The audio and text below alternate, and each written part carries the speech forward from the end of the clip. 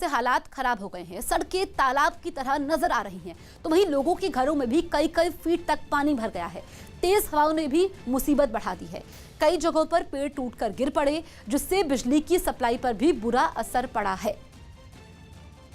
तो 4 तस्वीरें आपके सामने हैं। सड़कें तालाब बन चुकी हैं, लोगों के घरों में पानी भर चुका है, काफी नुकसान पहुंचा है और तेज हवाएं चल रही हैं, जिसकी वजह से काफी नुकसान हुआ है। आप देखिए पेड़ में भी यहां पर आग लगी है, तो ये एक इमारत भी गिरी है और मुंबई में अगले 24 घंटे के लिए रेड अलर्ट जारी किया गया है। लगातार महाराष्ट्र सरकार की तरफ से लोगों से अपील की जा रही है कि वो घरों से बाहर ना निकले।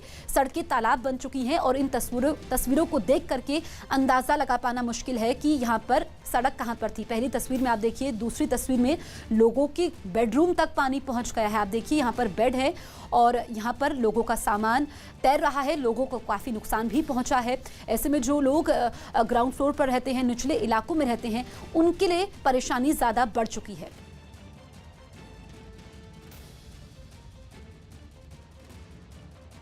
मुंबई में भाईखला रेलवे स्टेशन के पास फंसी लोकल ट्रेनों से यात्रियों को बचाने का एक वीडियो सामने आया। इस वीडियो में एनडीआरएफ के जवानों को रेलवे ट्रैक पर नाव चलाते हुए देखा गया। नाव की मदद से ही ट्रेनों में फंसे यात्रियों को रेलवे स्टेशन पर लाया गया। वहां से सामने आई एक तस्वीर में पटरियों पर 5 फीट से ज्यादा पानी भरा दिखा। पटरियों पर पानी भरने से ही वहां 2 लोकल ट्रेनें फंस गई। मुंबई में कल भारी बारिश के चलते मस्जिद बंदर स्टेशन पर काफी ज्यादा पानी भर गया था, जिसके चलते मुंबई की लाइफलाइन लोकल ट्रेनों को रोकना पड़ा था। इस दौरान 2 ट्रेनें फंस गई थी, जिसमें कई यात्री भी फंसे हुए थे, जिन्हें बाद में सुरक्षित निकाल लिया गया। लेकिन फिलहाल जो ये पूरा हिस्सा है आप देख रहे हैं, यहाँ पर पूरा पानी भरा हुआ था और जिसके चलते जो है यहाँ पर ट्रेनें रोकी गई थी और 2 ट्रेनें जो है वो बीच में फंस गई थी, जिन्हें बाद में जो उसमें फंसे हुए यात्री थे उन्हें निकाल लिया गया। लेकिन अभी भी देखिए, जो ट्रेन ठप हुई थी रात को, अभी तक सेवाएं जो है दोबारा शुरू नहीं हो पाई हैं और एक ट्रेन फिलहाल अभी देखिए फंसी हुई है। ये मध्य रेलवे की ट्रेन है जो कि सीएसटी की तरफ जा रही थी, वो जो है यहाँ पर फंस गई है, इसे अभी तक निकाला नहीं जा सका है। और जो जानकारी मिल रही है, करीब 290 पैसेंजर 2 लोकल ट्रेनों में थे, जिन्हें सुरक्षित एनडीआरएफ और आरपीएफ की मदद से निकाल लिया गया। लेकिन फिलहाल अभी तक लोकल सेवाएं शुरू नहीं हो पाई हैं, क्योंकि उसके ऊपर ज्यादा असर पड़ा है। ये पूरा हिस्सा पानी से भर गया था और करीब पटरी से 3 से 4 फीट ऊपर पानी था और उस पर लोकल चलाना बहुत मुश्किल था। और उसी के दौरान 2 लोकल ट्रेनें फंस गई थी।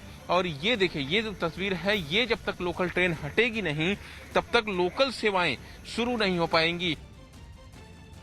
मुंबई में आज भी भारी बारिश के अनुमान के बीच लोगों को घरों में रहने की सलाह दी गई।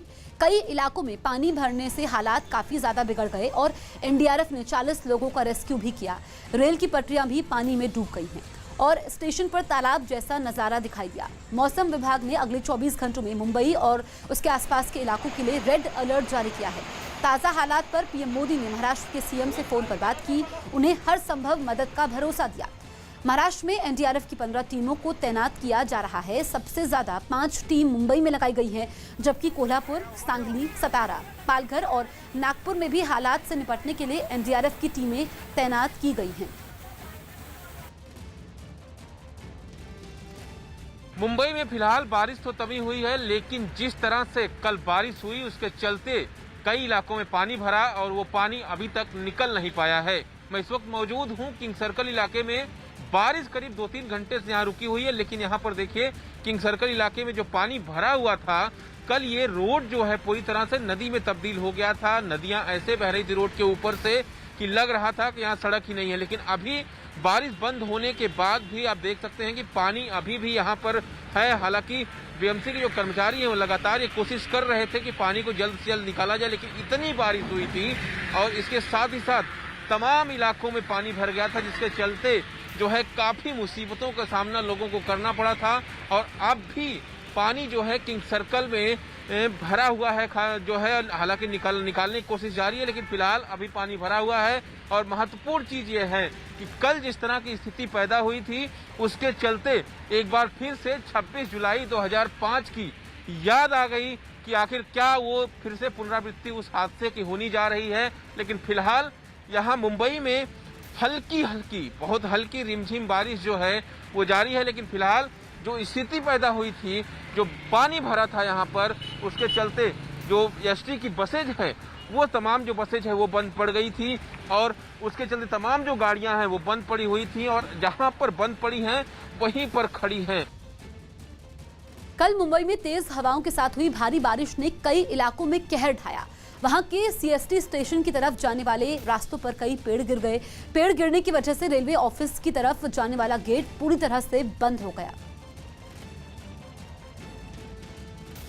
बुधवार की शाम को बारिश और तेज हवाओं ने जो तबाही मचाई उसका मंजर अब बहुत सामने आ रहा है। मेरे सामने देखिए, मैं सीएसटी स्टेशन से जाने वाले रास्ते की तरफ हूँ और यहाँ पर देखिए किस तरह से ये पूरा पेड़ जो है उखड़ चुका है। जो हवाएं थी वो करीब 100 से 110 किलोमीटर पर घंटे के हिसाब से चल रही थी और साथ ही साथ उसके साथ बारिश, भारी बारिश, मूसलाधार बारिश थी, जिसके चलते जो है ये तबाही का मंजर अब सामने आ रहा है। क्योंकि जिस तरह की स्थिति बनी थी, इतनी तेज हवाएं थी कि मुंबई के अलग अलग इलाकों में इसी तरह से पेड़ उखड़ गए। आप देखिए, पेड़ जिस तरह से टूट के गिरे हैं उससे जो है जो सीएसटी के मेन ऑफिस का जो ये हिस्सा है ये जो है पूरी तरह से बंद हो चुका है। और महत्वपूर्ण चीज़ ये है कि इसको हटाने में वक्त लगेगा, क्योंकि फिलहाल जो पूरा हिस्सा है जो पेड़ थे अंदर वो पूरा अंदर की तरफ भी गिरे हुए हैं। और इस तरह की जो स्थिति है, मंजर जो बना, इसलिए क्योंकि अचानक से तेज बारिश शुरू हुई, भारी बारिश के साथ साथ तेज हवाएं शुरू हुई और तेज हवाओं ने ऐसा रुख लिया, ऐसी तबाही मचाई कि इस तरह के मंजर अब सामने आने लगे हैं। मुंबई में भारी बारिश के साथ आए तूफान ने लोगों की मुसीबतें बढ़ा दी। कई इलाकों में तेज रफ्तार हवाओं की वजह से पेड़ तक उखड़ गए। मौसम विभाग ने अगले 72 घंटे मुंबई के लिए सबसे ज्यादा मुश्किल बताए और ये चेतावनी मुंबई को डरा रही है, क्योंकि मुंबई में पहले से बादलों का सितम जारी है। ऊपर से वहां आए तूफान ने तो लोगों को और भी डरा दिया। तस्वीरों से अंदाजा लगा सकते हैं कि कैसी कंडीशन, और साथ ही साथ बारिश और तेज तूफान की वजह से कई जगहों पर पेड़ गिर चुके हैं। 80 किलोमीटर प्रति घंटा की रफ्तार से चली हवाओं की वजह से कई पेड़ों को भी नुकसान पहुंचा। मुंबई के कई इलाकों में तेज हवाओं के साथ बारिश हो रही है, इसीलिए पेड़ ऐसे कई जगह पे गिरे हुए हैं। तेज रफ्तार हवाओं के साथ भीषण बारिश ने भी मुंबई की मुश्किलें बढ़ा दी। मुंबई के प्रसिद्ध बबूलनाथ मंदिर के बाहर काफी पानी भर गया। गिरगांव चौपाटी इलाके में भी पानी भरने से गाड़ियां सड़कों पर रेंगती दिखी। दादर के हिंद माता इलाके में भी तेज रफ्तार हवाओं के साथ हुई भारी बारिश के बाद सड़कों ने स्विमिंग पूल की शक्ल ले ली। भारी बारिश और तूफान की वजह से लोकल ट्रेनों की रफ्तार भी कुछ देर के लिए थम गई। और मुंबई के भायखला और मस्जिद रेलवे स्टेशन के बीच पटरियों पर 3 फीट तक पानी जमा होने से 2 लोकल ट्रेनें वहां फंस गईं। इनमें एक ट्रेन का वीडियो भी सामने आया, जिसमें रेलवे पुलिस के जवान यात्रियों को ट्रेन से उतारते नजर आए। बचाव अभियान में दिक्कतें सामने आने पर वहां एनडीआरएफ की एक टीम को भी भेजा गया, जिसके बाद सभी यात्रियों को वहां से सुरक्षित बाहर निकाल लिया गया। वहीं नवी मुंबई में भी बारिश के साथ आए तूफान ने लोगों को डरा दिया। तेज हवाओं की वजह से वहां एक स्टेडियम को काफी नुकसान पहुंचा, क्योंकि तेज हवाएं स्टेडियम में बने एक शेड को ही अपने साथ उड़ाकर ले गईं। हवा इतनी तेज थी कि यह शेड एक ऊंची इमारत के ऊपर से उड़ता हुआ काफी दूर जा गिरा। हालांकि जिस जगह यह शेड गिरा वहां कोई आदमी मौजूद नहीं था, जिससे बड़ा हादसा होने से टल गया। पंजाब के सीएम कैप्टन अमरिंदर सिंह ने जहरीली शराब मामले में आरोपियों पर हत्या का केस दर्ज करने का आदेश पुलिस को दिया है। सरकार की दलील है कि इससे अवैध शराब बनाने और सप्लाई करने वालों को सख्त संदेश जाएगा। राज्य में जहरीली शराब पीने की वजह से 113 लोगों की मौत हुई थी। कोरोना संकट के बीच बिहार के दरभंगा में मुख्यमंत्री नीतीश कुमार बाढ़ वाले इलाकों का हाल देखने पहुंचे। इससे पहले विपक्ष लगातार उन पर बाढ़ प्रभावित इलाकों में नहीं जाने और बाढ़ पीड़ितों की अनदेखी का आरोप लगाता रहा, जिनका जवाब देने के लिए सीएम नीतीश कुमार दरभंगा में बाढ़ से जूझ रहे इलाकों का हाल जानने पहुंच गए। कोरोना से बचने के लिए मुंह पर मास्क और फेस शील्ड लगाए मुख्यमंत्री सबसे पहले एक स्कूल में चल रहे राहत शिविर में पहुंचे, जहां वो अधिकारियों से पूरे हालात को समझने की कोशिश करते दिखे। इसके बाद उन्होंने घूम घूम कर राहत शिविर में रह रहे बाढ़ पीड़ितों का हाल जाना। वहां से आई एक तस्वीर में नीतीश कुमार अधिकारियों के साथ सामुदायिक किचन का निरीक्षण करते भी दिखाई दिए। राहत शिविर में बीमार लोगों के इलाज के लिए लगाए गए मेडिकल कैंप का भी मुख्यमंत्री ने निरीक्षण किया। उन्होंने डॉक्टरों से बात की और उन्हें जरूरी निर्देश भी दिए। इसी तरह वो घूमते हुए राहत शिविर के एक दूसरे हिस्से में पहुंचे, जहां वो एक छोटे बच्चे से बातचीत करते दिखे। राहत शिविर के दौरे से पहले मुख्यमंत्री नीतीश कुमार ने बाढ़ प्रभावित इलाकों का हवाई सर्वेक्षण भी किया। 118 भारतीय अगले हफ्ते पाकिस्तान से लौटेंगे। कोरोना वायरस की वजह से पाकिस्तान में फंसे 118 भारतीय अगले हफ्ते अटारी वाघा बॉर्डर के जरिए भारत लौटेंगे। जम्मू कश्मीर के पहले लेफ्टिनेंट गवर्नर गिरीश चंद्र मुर्मू ने अपने पद से इस्तीफा दे दिया। सूत्रों के मुताबिक जम्मू कश्मीर के एलजी के पद से इस्तीफे के बाद गिरीश चंद्र मुर्मू को अगला सीएजी बनाया जा सकता है। अयोध्या में राम मंदिर के भूमि पूजन के मौके पर नेपाल में भी जश्न का माहौल दिखा, जहां जनकपुर का मां जानकी मंदिर रोशनी से सजाया गया। चीन में एक नए वायरस की चपेट में आने से 7 लोगों की मौत हो गई है, जबकि 60 लोग इससे संक्रमित बताए जा रहे हैं। सुशांत सिंह राजपूत केस की जांच सीबीआई को सौंप दी गई। बिहार सरकार ने मामले की जांच सीबीआई से कराने की सिफारिश केंद्र को भेजी थी, जिस पर फैसला लेते हुए सीबीआई से जांच कराने से जुड़ा नोटिफिकेशन जारी कर दिया गया। माना जा रहा है कि सीबीआई बहुत जल्द अब इस मामले में जांच शुरू कर देगी, जबकि रिया के वकील ने इस पूरी प्रक्रिया पर ही सवाल उठा दिए। रिया के वकील ने आरोप लगाया कि बिहार पुलिस ने एक ऐसा केस सीबीआई को सौंपा जो उसके अधिकार क्षेत्र में नहीं है। उन्होंने यह भी साफ किया कि रिया चक्रवर्ती फरार नहीं हुई है, बल्कि वो कानून का पूरा सम्मान करेंगी। सुप्रीम कोर्ट में रिया की तरफ से जो याचिका डाली गई थी, उस पर अब अगले हफ्ते सुनवाई होगी। यूपी के कानून मंत्री को कोरोना हो गया। यूपी के कानून मंत्री ब्रिजेश पाठक को कोरोना हो गया। उन्होंने खुद ट्वीट कर इस बात की जानकारी दी। साथ ही ब्रिजेश पाठक ने अपील की कि उनके संपर्क में आए लोग भी एहतियात बरतें और खुद को होम क्वारंटीन करें। दिल्ली के नरेला इलाके में कुछ बदमाश एक एटीएम मशीन को ही उखाड़कर अपने साथ ले गए। हालांकि एटीएम मशीन में कितने रुपए थे इसका पता नहीं चल पाया। इससे पहले यहीं लॉकडाउन में 2 एटीएम उखाड़ ली गई थी।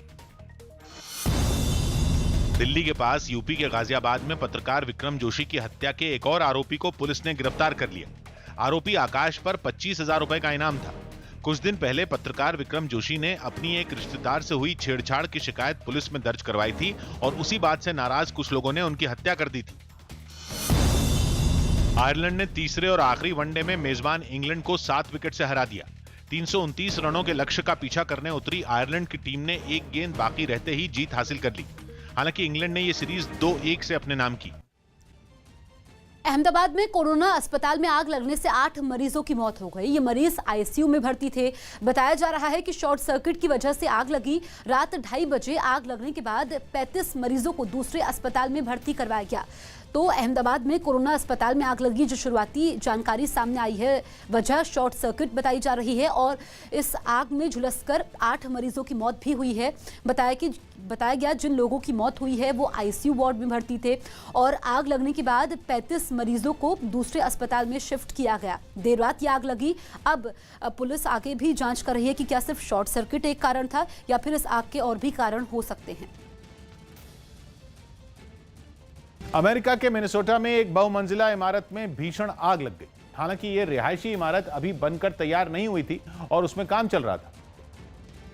लेकिन भीड़ भाड़ वाले इलाके में मौजूद इस इमारत में आग लगने से वहां दहशत फैल गई। आग ने जल्द ही पूरी इमारत को अपनी चपेट में ले लिया। पूरी इमारत जबरदस्त लपटों में घिर गई। लपटें इतनी ऊंची थीं कि उन्हें काफी दूर से भी देखा जा सकता था। जानकारी मिलते ही दमकल की गाड़ियां वहां पहुंची और आग बुझाने का काम शुरू किया। इमारत की ऊंचाई ज्यादा होने की वजह से लिफ्ट की मदद ली गई, जिसमें सवार दमकल कर्मी आग पर पानी की बौछार करते दिखाई दिए। आग इतनी भीषण थी कि इस पर अगले दिन तक काबू नहीं पाया जा सका। Investigation is going to take place. आग की वजह से इमारत को भारी नुकसान पहुंचा। कई हिस्से तो पूरी तरह जलकर राख हो गए। हालांकि इस हादसे में किसी को चोट नहीं आई। मनोज सिन्हा को जम्मू कश्मीर का उपराज्यपाल नियुक्त किया गया है। कल देर रात गिरीश चंद्र मुर्मू के इस्तीफे के बाद राष्ट्रपति ने मनोज सिन्हा की नियुक्ति की है। तो मनोज सिन्हा जम्मू कश्मीर के नए एलजी होंगे। जीसी मुर्मू के इस्तीफे के बाद मनोज सिन्हा को यह जिम्मेदारी सौंपी गई है। हालांकि मनोज सिन्हा का नाम चर्चा में नहीं था और मनोज सिन्हा का इस पद पर नियुक्त होना ये एक सरप्राइजिंग एलिमेंट भी है और बताया जा रहा है कि जीसी मुर्मू को सीएजी बनाया जा सकता है। हालांकि ये सिर्फ अटकलें हैं। अगर मनोज सिन्हा की बात करें तो केंद्रीय मंत्री रह चुके हैं, बीजेपी के सांसद रह चुके हैं और अब वो नए एलजी होंगे। जीसी मुर्मू के इस्तीफे के बाद जम्मू कश्मीर के नए एलजी की जिम्मेदारी उनको सौंपी गई है।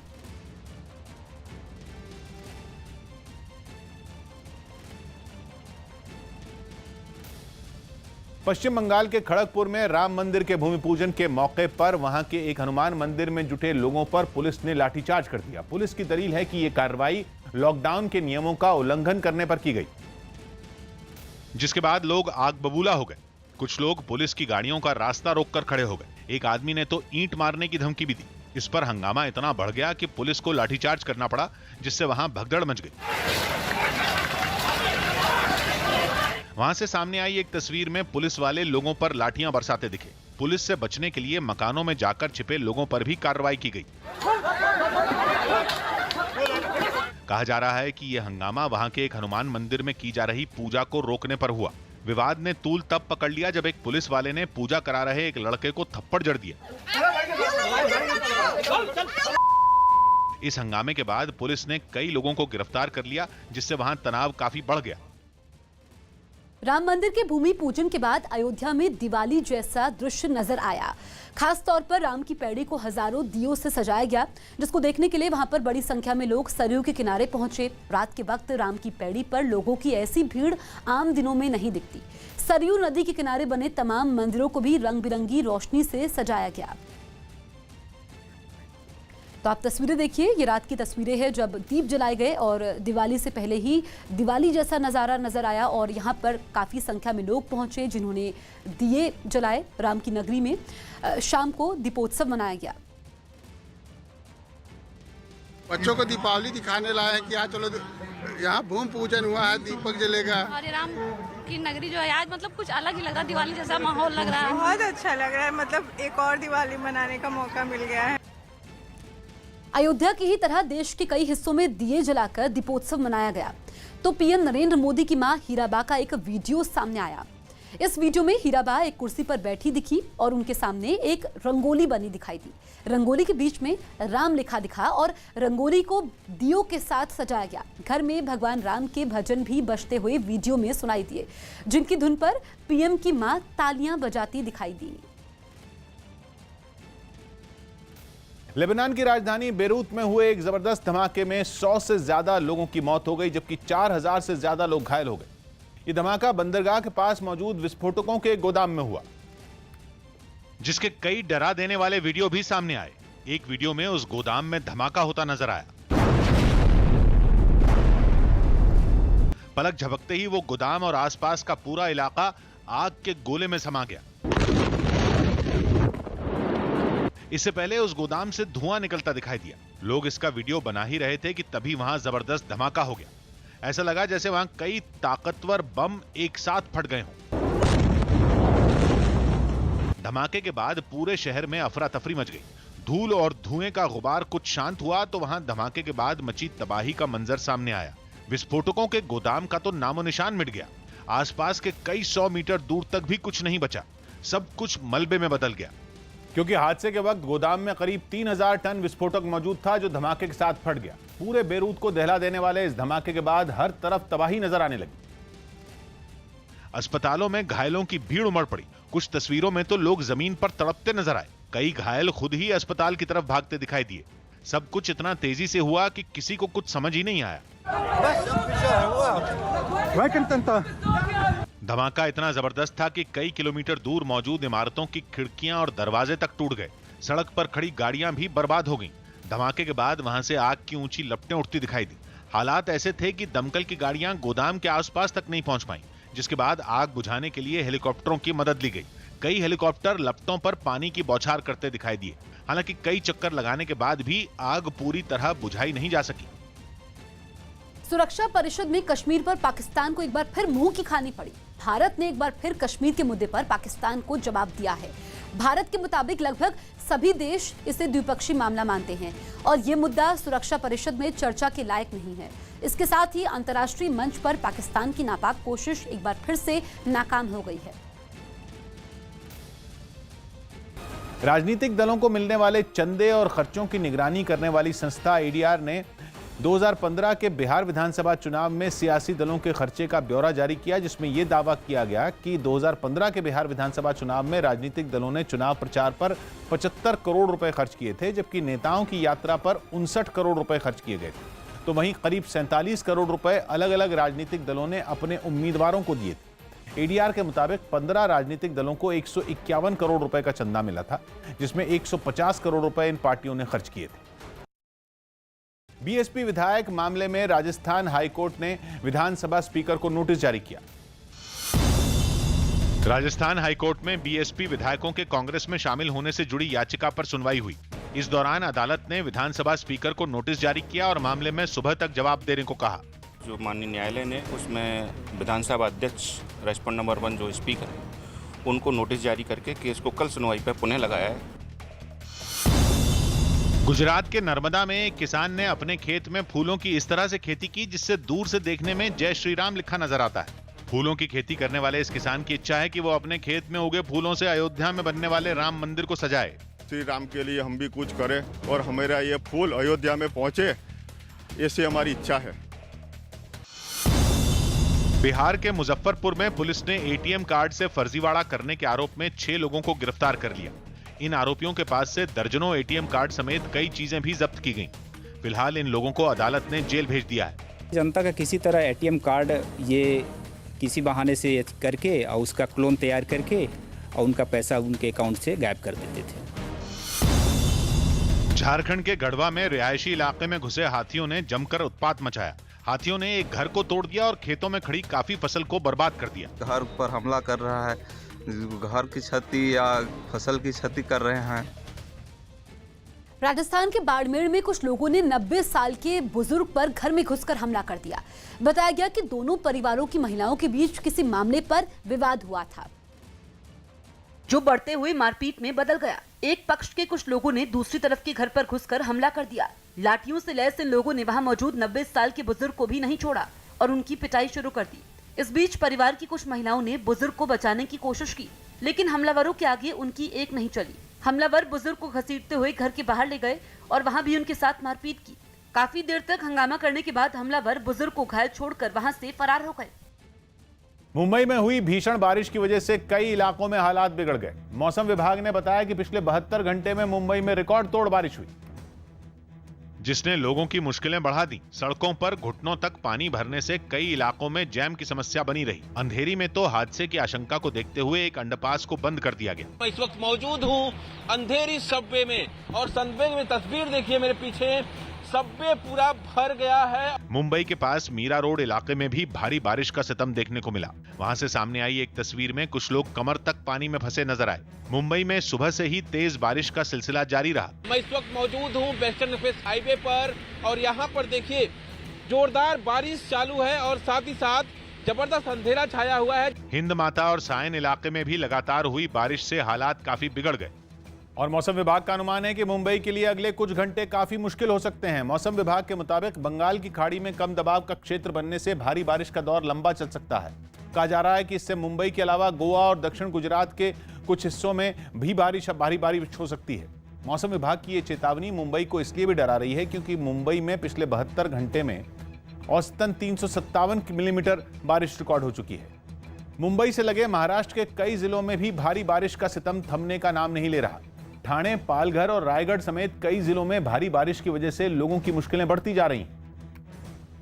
और इनमें पालघर जिला सबसे ज्यादा प्रभावित है, जहां भारी बारिश ने कई इलाकों में बाढ़ का खतरनाक रूप ले लिया। वहां से सामने आई एक तस्वीर में चारों तरफ पानी ही पानी नजर आया। लोगों के मकानों में भी पानी भर गया। भारी बारिश के बीच हादसे की आशंका को देखते हुए वहां कई बाजार भी बंद रहे। उफनती नदियों ने भी लोगों को डराना शुरू कर दिया। ठाणे जिले में भी कुछ इसी तरह के हालात बने रहे। वहां की एक सब्जी मंडी से सामने आई तस्वीरों में घुटनों से ऊपर तक पानी भरा दिखा। जल भराव की वजह से मंडी में ज्यादातर दुकानें भी नहीं खुली। कोल्हापुर में तो पंचगंगा नदी का जलस्तर बढ़ने से कई गांवों का संपर्क टूट गया। राजस्थान के जैसलमेर में आए रेतीले तूफान ने लोगों की मुश्किलें बढ़ा दी। अचानक आए इस तूफान ने लोगों को खौफ से भर दिया, क्योंकि इस रेतीले तूफान को देखकर ऐसा लगा जैसे कोई भयानक बवंडर शहर की तरफ बढ़ रहा हो। धीरे धीरे ये तूफान आगे बढ़ता रहा और थोड़ी ही देर में इसने पूरे शहर को ढक लिया। तूफान के पहुंचते ही शहर का रंग लाल पड़ गया और लोग अपने घरों में दुबके रहने को मजबूर हो गए।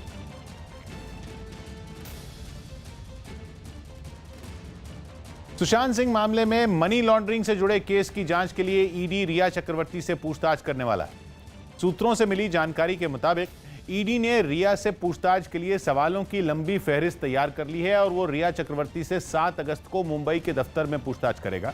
खबर है कि रिया चक्रवर्ती से ईडी की टीम 3 चरणों में ये पूछताछ कर सकती है, जिसमें पहले चरण में रिया की व्यक्तिगत जानकारियां जैसे पिता का नाम और परिवार के सदस्यों के बारे में पूछा जा सकता है, जबकि दूसरे चरण में उनके कामकाज, प्रॉपर्टी, बैंक खातों और विदेश यात्राओं के खर्चों पर सवाल हो सकते हैं। और तीसरे चरण में सुशांत से जुड़ी जानकारियों पर ईडी रिया चक्रवर्ती से सवाल कर सकती है ईडी की टीम। मुंबई में 2 लोकल ट्रेनें ट्रैक पर पानी भरने से फंस गई। मुंबई में लगातार बारिश से मस्जिद और भाईखला स्टेशन के बीच 2 लोकल ट्रेनें ट्रैक पर पानी भरने से फंस गई, जिसमें फंसे 150 यात्रियों को रेलवे के कर्मचारियों ने बचाया। मौसम विभाग ने अगले 24 घंटे के लिए मुंबई और उसके आसपास के इलाकों में भारी बारिश की चेतावनी जारी की। मुंबई में भारी बारिश की वजह से कोरोना मरीजों का इलाज कर रहे जेजे अस्पताल में चारों तरफ पानी भर गया। बंगाल के खड़गपुर में पूजा के समय लॉकडाउन के नियम तोड़ने पर हिरासत में लिए जाने से गुस्साए बीजेपी कार्यकर्ता पुलिस से भिड़ गए। बिहार के खगड़िया में यात्रियों से भरी एक नाव की गंडक नदी में पलटने से 20 से ज्यादा लोग लापता बताए जा रहे हैं। यूपी के लखीमपुर खीरी में बाइक सवार 3 बदमाशों ने एक आदमी की गोली मारकर हत्या कर दी। दक्षिण अमेरिकी देश मेक्सिको में लोगों को कोरोना से सावधान करने के लिए अनोखे तरीके का इस्तेमाल देखने को मिला। मेक्सिको में कोरोना के मरीजों की तादाद 4.5 लाख को पार कर चुकी है।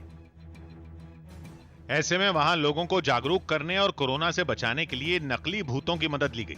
वहां एक आदमी भूतों जैसी वेशभूषा में लोगों को डराता दिखा। यह आदमी समंदर तट पर मस्ती कर रहे लोगों को कोरोना का डर दिखाकर वहां से भगाता नजर आया।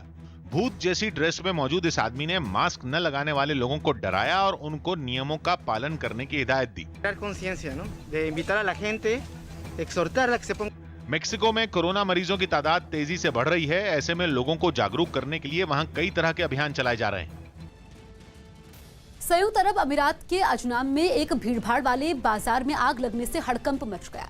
ये आग बाजार में मौजूद एक दुकान में लगी थी।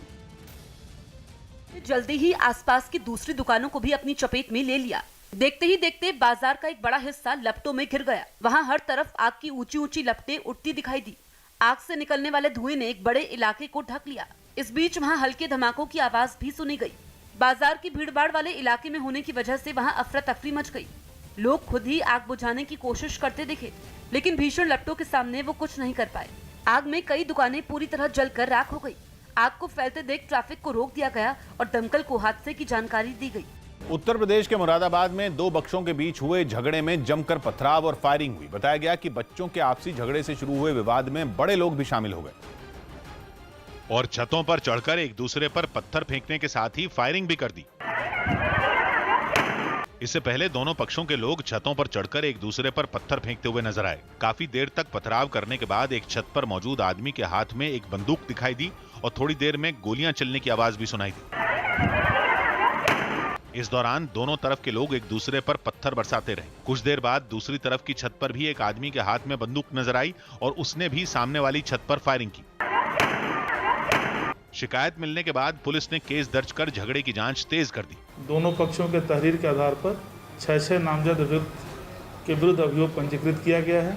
काफी देर तक चले पथराव और फायरिंग की वजह से आसपास रहने वाले लोग भी दहशत में आ गए। बिहार के वैशाली में कुछ लोगों ने 3 लड़कों को पेड़ से बांधकर पीट दिया। आरोप है कि ये लड़के एक आदमी का मोबाइल फोन छीनकर भागने की कोशिश कर रहे थे, लेकिन वहां मौजूद लोगों ने उन्हें पकड़कर एक पेड़ से बांध दिया, जिसके बाद गुस्साए लोगों ने इनकी जमकर पिटाई की। हंगामा बढ़ते ही वहां लोगों की भीड़ जुट गई, जिसके बाद इन लड़कों की तलाशी भी ली गई। अयोध्या में भव्य राम मंदिर के भूमि पूजन का कार्यक्रम पूरा हो गया। प्रधानमंत्री नरेंद्र मोदी के अलावा यूपी के सीएम योगी आदित्यनाथ, आरएसएस प्रमुख मोहन भागवत और यूपी की राज्यपाल आनंदीबेन पटेल भी भूमि पूजन कार्यक्रम में शामिल हुई। और प्रधानमंत्री ने लंबी पूजा के बाद राम जन्मभूमि की मिट्टी से तिलक किया। लंबे इंतजार के बाद बन रहे राम मंदिर का पल कितना भावुक है, इसकी झलक पूरे कार्यक्रम में दिखी। खासतौर पर तब जब प्रधानमंत्री ने रामलला के दर्शन के बाद उन्हें दंडवत प्रणाम किया। ज्योत हाथ में लेकर रामलला की आरती उतारने के बाद प्रधानमंत्री ने पहले परिक्रमा की और फिर दान पेटी में कुछ पैसे डालकर आगे बढ़ गए। इसके बाद प्रधानमंत्री उस हॉल में पहुंच गए जहां भूमि पूजन का कार्यक्रम रखा गया था। वैदिक मंत्रोच्चार के साथ काफी देर तक पूजा चलती रही।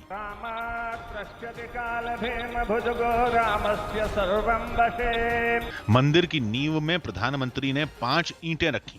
पूरे कार्यक्रम के दौरान बेहद कम मेहमानों को बुलाया गया और लोगों के बीच जरूरी दूरी का भी खास ख्याल रखा गया। बरसों से टाट और टेंट के नीचे रहे हमारे रामलला के लिए अब एक भव्य मंदिर का निर्माण होगा। प्रधानमंत्री ने अपने भाषण में उन सभी नेताओं और कार्यकर्ताओं को याद किया जिन्होंने राम मंदिर के लिए चले आंदोलन में योगदान दिया था। भव्य राम मंदिर के भूमि पूजन के बाद अयोध्या में और खासतौर पर राम मंदिर में दिवाली जैसा माहौल है। बड़ी संख्या में लोग अब रामलला के दर्शन के लिए पहुंच रहे हैं। पहली बार रामलला की मूर्ति के इतने करीब कैमरे पहुंच रहे हैं। भव्य मंदिर के भूमि पूजन के बाद रामलला को हरे रंग की रत्नों से जड़ी हुई पोशाक पहनाई गई। रामलला की मूर्ति के ठीक नीचे भगवान हनुमान, सीता और लक्ष्मण की मूर्ति भी है।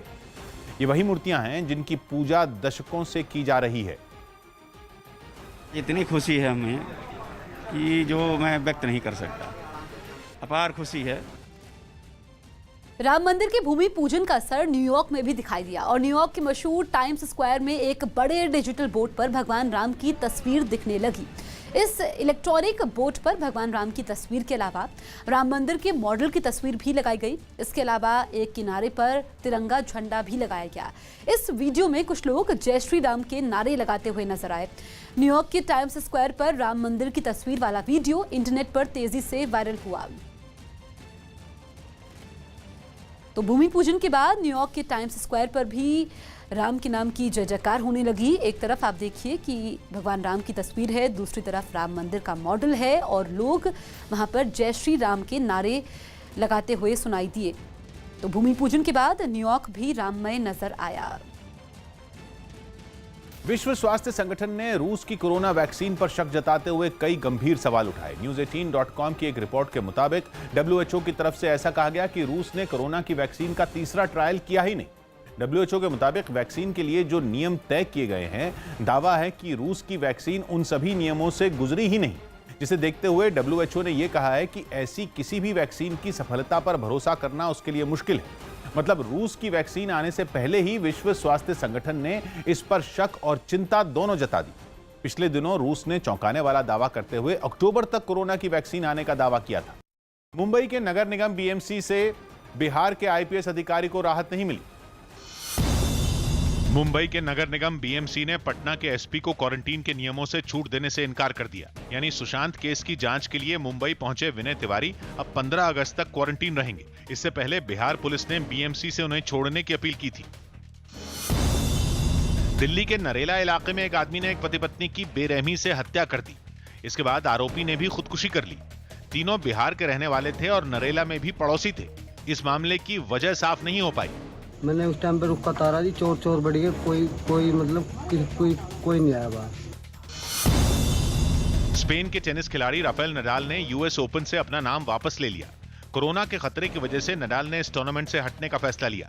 US ओपन 31 अगस्त से शुरू होना है। हालांकि कुछ बड़े खिलाड़ी इसमें हिस्सा नहीं ले रहे हैं। ऑस्ट्रेलिया की एशले बार्टी ने भी इस टूर्नामेंट में नहीं खेलने का ऐलान किया है। मुंबई में मस्जिद बंदर रेलवे स्टेशन के पास पानी में फंसे लोगों को NDRF की मदद से निकाला गया। पटरियों पर कमर तक पानी भरने की वजह से वहां एक लोकल ट्रेन फंस गई, जिसके बाद लोगों को निकालने के लिए NDRF की मदद लेनी पड़ी। इस बचाव अभियान का वीडियो भी सामने आया, जिसमें NDRF के जवान नाव की मदद से लोगों को निकालते दिखाई दिए। नाव की मदद से ही ट्रेन में फंसे यात्रियों को वहां से निकाला गया। लगातार भारी बारिश की वजह से वहां कमर तक पानी भर गया था, जिसकी वजह से ट्रेन को रोकना पड़ा और उसमें सवार लोग वहीं फंस गए। कुछ ऐसे ही हालात दूसरे इलाकों में भी दिखाई दिए। कुर्ला में भी भारी बारिश की वजह से सड़कें तालाब जैसी दिखने लगी। कमर तक पानी भरने की वजह से लोगों के लिए चलना फिरना भी मुश्किल हो गया। पानी लोगों के मकानों और दूसरी इमारतों के अंदर घुस गया। हालात को देखते हुए वहां पानी निकालने के लिए पंप भी लगाए गए। चीन के लियाओनिंग से एक हैरान करने वाली तस्वीर सामने आई। वहां एक बहुमंजिला इमारत आसमान से गिरने वाली बिजली की चपेट में आ गई, जिसका वीडियो भी सामने आया। वीडियो में आसमान से गिरने वाली बिजली एक बहुमंजिला इमारत के ऊपर गिरती दिखाई दी। बिजली गिरते ही वहां जोरदार धमाका हुआ और पूरी इमारत तेज रोशनी से ढक गई। बिजली गिरने के बाद इमारत से तेज चिंगारियां निकलती दिखाई दी। हालांकि जल्द ही बिजली जमीन में समा गई। इस इलाके में मौसम पहले से ही काफी खराब था, लेकिन तभी ये इमारत आसमानी बिजली की चपेट में आ गई। ये नजारा देख वहां मौजूद लोग भी हैरान रह गए। इस हादसे में किसी की जान तो नहीं गई, हालांकि इमारत को काफी नुकसान पहुंचा। भीषण हादसे के बाद दुनिया भर के कई देश लेबनान की मदद के लिए आगे आए हैं। राजधानी बेरूत में हुए एक जबरदस्त धमाके की वजह से वहां जानमाल का काफी नुकसान हुआ है। ऐसे में कई देशों ने लेबनान की मदद के लिए हाथ बढ़ाया। फ्रांस ने राहत सामग्री से भरे विमान बेरूत के लिए रवाना किए। इन विमानों में खाने पीने के सामान, दवाओं के अलावा बचाव दल का एक खास दस्ता भी भेजा गया। मारे गए लोगों की याद में पेरिस के ऐतिहासिक आईफिल टावर की बत्तियां बुझा दी गई। कुछ वक्त के लिए पूरा आईफिल टावर अंधेरे में डूब गया। कुछ ऐसी ही तस्वीरें इजराइल में भी नजर आई। तेल अवीव के बीचों बीच बनी एक सरकारी इमारत में रोशनी के जरिए लेबनान का झंडा बनाया गया। वहाँ के लोग दोनों देशों के बीच जारी तनाव को भूल लेबनान के साथ खड़े दिखे। Nothing to do with our politics with them. This has nothing to do with borders. This has to do with humanity. संयुक्त अरब अमीरात भी लेबनान की मदद के लिए आगे आया और उसने भी राहत सामग्री से भरा एक विमान बेरूत के लिए रवाना किया। चीन के जिचियांग प्रांत में आए ताकतवर तूफान के बाद वहां बारिश और बाढ़ ने लोगों की मुसीबत बढ़ा दी। तूफान के तुरंत बाद वहां के कई नदी नाले उफान पर आ गए और सड़कों पर पानी सैलाब बनकर बहने लगा। जिसकी सबसे डरावनी तस्वीर वहां की एक सड़क से सामने आई, जिस पर पहाड़ से पानी सैलाब बनकर गिरता दिखा और उसके बीच एक कार फंसी नजर आई। उस कार में 3 लोग सवार थे जो किसी भी वक्त सैलाब के साथ बहकर नदी में जा सकते थे। बचाव दल को दूर से ही सड़क पर फंसी कार दिखी और वो लोगों को बचाने के लिए निकल पड़ा। सड़क पर पानी का बहाव इतना तेज था कि बचाव दल का कोई भी सदस्य कार के नजदीक नहीं जा पाया। फिर सड़क के किनारे से ही एक रस्सी कार में सवार एक आदमी को दी गई, जिसे उसने अपने शरीर पर बांध लिया। इसके बाद जैसे ही उसने पानी को पार करने की कोशिश की, तेज बहाव में उसका संतुलन बिगड़ गया। हालांकि रस्सी बंधी होने की वजह से बचाव दल के लोगों ने उसे खींच लिया। इसी तरह बचाव दल ने कार में फंसे बाकी 2 लोगों को भी बचाया। तूफान के बाद आई बाढ़ की और भी कई तस्वीरें जिचियांग प्रांत से सामने आई। वहां कई रिहायशी इलाके पानी में डूबे नजर आए। वहां से सामने आई एक तस्वीर में बचाव दल के कुछ लोग एक रस्सी की मदद से सैलाब में फंसे एक आदमी को बचाते नजर आए। इस तरह का सैलाब वहां के कई इलाकों में देखने को मिला। हिमाचल प्रदेश के किन्नौर में बादल फटने की वजह से भारी नुकसान की खबर सामने आई। वहां बादल फटने की वजह से हाईवे का एक हिस्सा बह गया। सेब के बागानों को भी भारी नुकसान पहुंचा। बादल फटने के बाद पहाड़ से भारी मात्रा में मलबा हाईवे पर आ गिरा, जिसकी वजह से रास्ता बंद हो गया। रास्ते को खोलने के लिए खुदाई करने वाली मशीनों की मदद ली गई। आसपास के सेब बागानों को भारी नुकसान हुआ। मिट्टी कटने से सेब के कई पेड़ बह गए। तो हिमाचल के किन्नौर में बादल फटा और वहां पर एक पहाड़ी का हिस्सा भी नीचे गिराया, सैलाब नजर आया। इसके अलावा वहां पर पेड़ के बागानों को भी काफी नुकसान पहुंचा है। हिमाचल की किन्नौर की तस्वीरें आप देखिए, जहां पर बादल फटने से सैलाब आया और इस बीच वहां पर काफी नुकसान हुआ, क्योंकि हाईवे पर जो मलबा गिरा उसके बाद आवाजाही को रोक दिया गया और काफी देर तक वहां पर आवाजाही रुकी रही। मशीन की मदद से मलबे को हटाने का काम शुरू किया गया। फ्रांस के जंगलों में लगी आग के रिहायशी इलाकों तक पहुंचने से वहां खतरा बढ़ गया। 2 दिन पहले जब ये आग लगी तब प्रशासन ने तुरंत सैकड़ों दमकल कर्मी आग बुझाने के लिए मैदान में उतार दिए थे। लेकिन 2 दिन बीत जाने के बाद भी आग को नहीं बुझाया जा सका और जंगलों की आग हाईवे तक पहुंच गई। हाईवे के किनारे आग की ऊंची लपटों के अलावा बाकी कुछ भी नजर नहीं आया।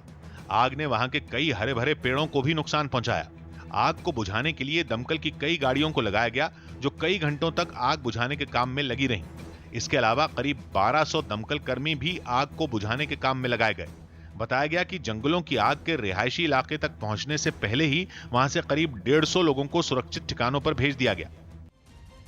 दिशा सालियन के पिता ने शिकायत दर्ज करवाई। मुंबई में दिशा सालियान के पिता ने मीडिया में झूठी खबरें फैलाने के आरोप में पुलिस में शिकायत दर्ज करवाई। सुशांत सिंह राजपूत की आखिरी फिल्म दिल बेचारा का गाना मस्खरी रिलीज कर दिया गया। अच्छा खासा काम मस्खरी, फोकट में बदनाम मस्खरी, दिल को दे आराम मस्खरी। अब सुशांत सिंह राजपूत केस की जांच सीबीआई को सौंपे जाने पर बहन श्वेता ने ट्वीट कर खुशी जाहिर की। राजस्थान के जैसलमेर में रेतीले तूफान की वजह से चारों तरफ अंधेरा छा गया। इस बीच रेतीले तूफान ने आसपास के घरों को भी अपनी चपेट में ले लिया। गुजरात के वलसाड में एनडीआरएफ ने बाढ़ में फंसी गर्भवती महिला समेत 200 लोगों को बचाया। राजस्थान के सीकर में मामूली कहासुनी के समय एक आदमी ने अपनी पत्नी की हत्या कर दी। असम में 24 घंटे में कोरोना के 2284 नए मामले सामने आने के बाद पॉजिटिव मरीजों का आंकड़ा 50,000 के पार पहुंच गया। उत्तराखंड के सितारगंज विधानसभा से बीजेपी विधायक सौरभ बहुगुणा कोरोना पॉजिटिव पाए गए। महाराष्ट्र में 24 घंटे में 334 कोरोना मरीजों की मौत हो गई, जबकि 10,000 से ज्यादा नए मरीज सामने आए। अमेरिका के न्यूयॉर्क में कई टीचरों और छात्रों ने कोरोना संकट के बीच स्कूलों को खोले जाने का विरोध किया। पूरी दुनिया में अमेरिका कोरोना से सबसे ज्यादा प्रभावित है और इसके बावजूद वहां की सरकार स्कूलों को खोलने के निर्देश जारी कर चुकी है, जिसके विरोध में न्यूयॉर्क के मैनहट्टन इलाके में कई टीचरों और छात्रों ने प्रदर्शन किया। प्रदर्शन के लिए कई लोग अपने साथ बाजे लेकर पहुंचे और उन्हें बजाते हुए सभी ने मैनहट्टन की सड़कों पर मार्च निकाला। विरोध के इस अनोखे तरीके ने वहां कई लोगों का ध्यान प्रदर्शनकारियों की ओर खींचा। प्रदर्शन में शामिल कई लोग अपने हाथों में विरोध के स्लोगन लिखे पोस्टर लेकर पहुंचे और कोरोना संकट के बीच स्कूलों को खोले जाने के फैसले को खतरनाक बताया। इसके अलावा कुछ लोग ताबूत लेकर भी प्रदर्शन करते दिखे, जिनके जरिए उन्होंने ये संदेश देने की कोशिश की कि अगर स्कूलों को खोला गया तो बच्चों की जान को खतरा हो सकता है। मुंबई में लगातार बारिश की वजह से हालात खराब हो गए हैं। सड़कें तालाब की तरह नजर आ रही हैं, तो वहीं लोगों के घरों में भी कई फीट पानी भर चुका है। तेज हवाओं ने भी मुसीबत बढ़ाई है। कई जगहों पर पेड़ टूटकर गिर पड़े, जिससे बिजली की सप्लाई पर बुरा असर पड़ा है। 4 तस्वीरें आपके सामने हैं। सड़कें तालाब बन चुकी है और लोगों के बेडरूम तक पानी पहुंच गया है। तीसरी तस्वीर में आप देखिए कि तेज हवा की वजह से एक शेड नीचे गिर गया और उसके अलावा जगह जगह पर पेड़ गिरे हैं और कई जगह पर पेड़ों में आग भी लगी है। आफत की बारिश है मुंबई में और अगले 24 घंटे का रेड अलर्ट भी जारी किया गया है। मुंबई में भाईखला रेलवे स्टेशन के पास फंसी लोकल ट्रेनों से यात्रियों को बचाने का वीडियो सामने आया। इस वीडियो में एनडीआरएफ के जवानों को रेलवे ट्रैक पर नाव चलाते हुए देखा गया। नाव की मदद से ही ट्रेनों में फंसे यात्रियों को रेलवे स्टेशन पर लाया गया। वहां से सामने आई एक तस्वीर में पटरियों पर 5 फीट से ज्यादा पानी भरा दिखाई दिया। पटरियों पर पानी भरने से ही वहां 2 लोकल ट्रेनें फंस गई।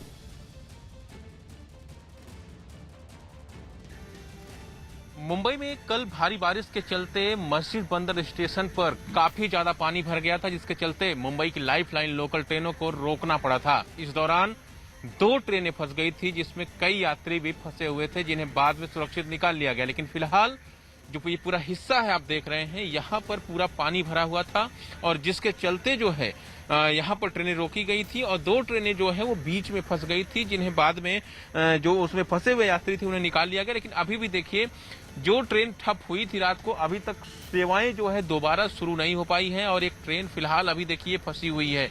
ये मध्य रेलवे की ट्रेन है जो कि सीएसटी की तरफ जा रही थी, वो जो है यहाँ पर फंस गई है। इसे अभी तक निकाला नहीं जा सका है और जो जानकारी मिल रही है, करीब 290 पैसेंजर 2 लोकल ट्रेनों में थे, जिन्हें सुरक्षित एनडीआरएफ और आरपीएफ की मदद से निकाल लिया गया। लेकिन फिलहाल अभी तक लोकल सेवाएं शुरू नहीं हो पाई हैं, क्योंकि उसके ऊपर ज्यादा असर पड़ा है। ये पूरा हिस्सा पानी से भर गया था और करीब पटरी से 3 से 4 फीट ऊपर पानी था और उस पर लोकल चलाना बहुत मुश्किल था और उसी के दौरान 2 लोकल ट्रेनें फंस गई थी।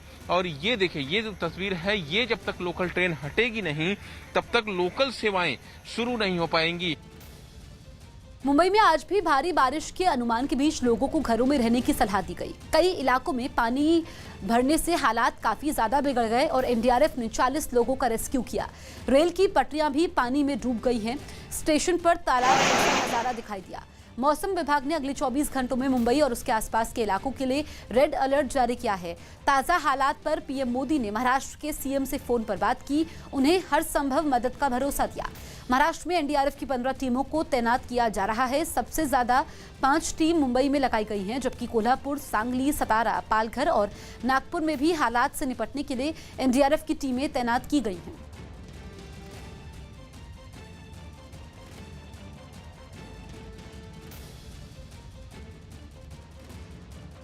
मुंबई में फिलहाल बारिश तो तभी हुई है, लेकिन जिस तरह से कल बारिश हुई उसके चलते कई इलाकों में पानी भरा और वो पानी अभी तक निकल नहीं पाया है।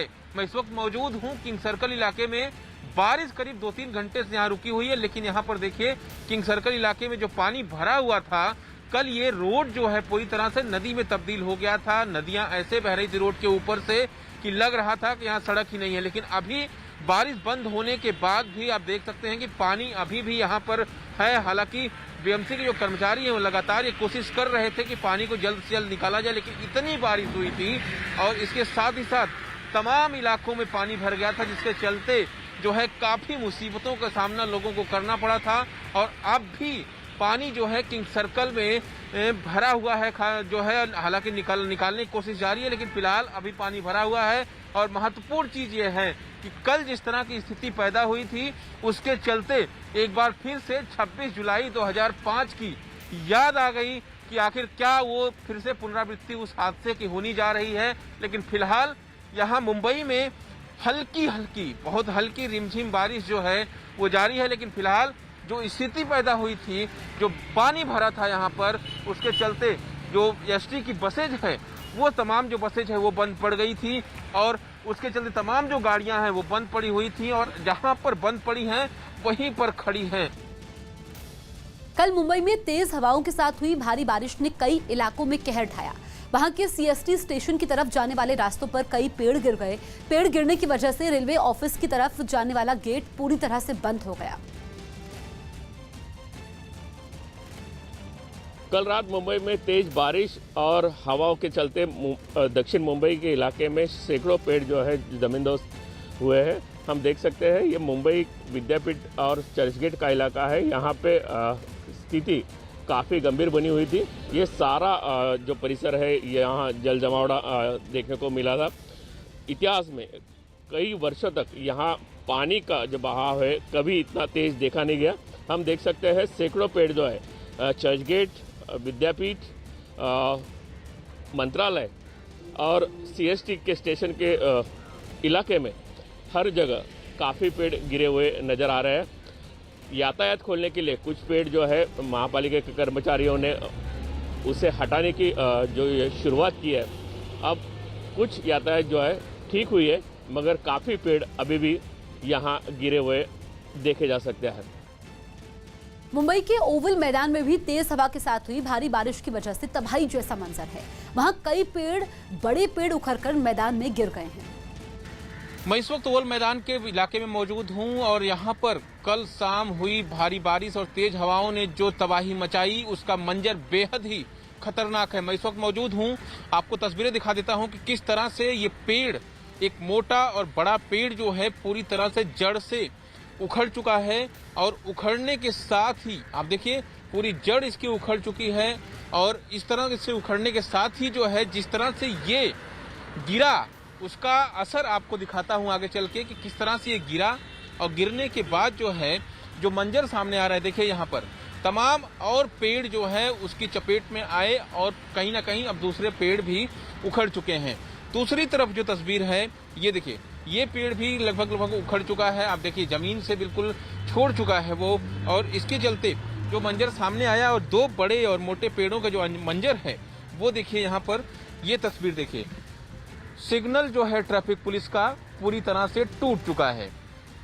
जो पेड़ गिरा उसके चलते इसकी चपेट में सिग्नल आया जो ट्रैफिक पुलिस का है। खासतौर पर गाड़ियों के लिए ये रखा जाता है, जब इसके ग्रीन लाइट होती है तो इस चलता है, रेड लाइट होती है रुकता है। ये पूरी तरह से टूट चुका है।